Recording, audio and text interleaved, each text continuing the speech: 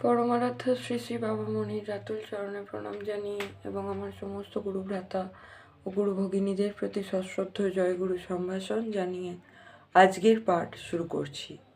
ওম অখণ্ড সংহিতা বা অখণ্ড মণ্ডলেশ্বর শ্রী শ্রী স্বামী স্বরূপানন্দ পরমহংসদেবের উপদেশ বাণী সপ্তম খণ্ড।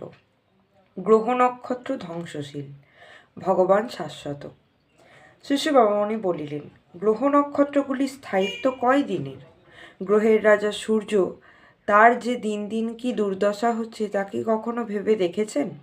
প্রত্যহ সে তাপ দিচ্ছে, আর সঙ্গে সঙ্গে শক্তিক্ষয়জনিত দৌর্বল্যে ছোট হয়ে যাচ্ছে।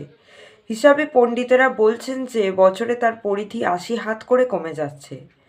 যেভাবে তার বাৎসরিক ক্ষয় হচ্ছে তাতে আজ সে যত বড় আছে ৫০ লক্ষ বৎসর পরে সে তার ৮ ভাগের ১ ভাগ হয়ে যাবে। ধীরে ধীরে একদিন সে দীপ্তিহীন, প্রভাহীন, শক্তিহীন হবে। এ শুধু অনুমানের কথা নয়। আকাশ খুঁজে খুঁজে এইরকম নির্বাপিত সূর্য ২-১টা পাওয়াও গিয়েছে। এখন ভেবে দেখুন, এই সৃষ্ট জগতের যত গ্রহ আর যত নক্ষত্র সকলের গতি ওই এক। সকলেই পলে পলে তিলে তিলে ধ্বংসের দিকে অগ্রসর হচ্ছে। আর ভগবান, তাঁর সৃষ্টিও নেই, লয়ও নেই। তিনি নিত্যকাল আছেন, নিত্যকাল থাকবেন।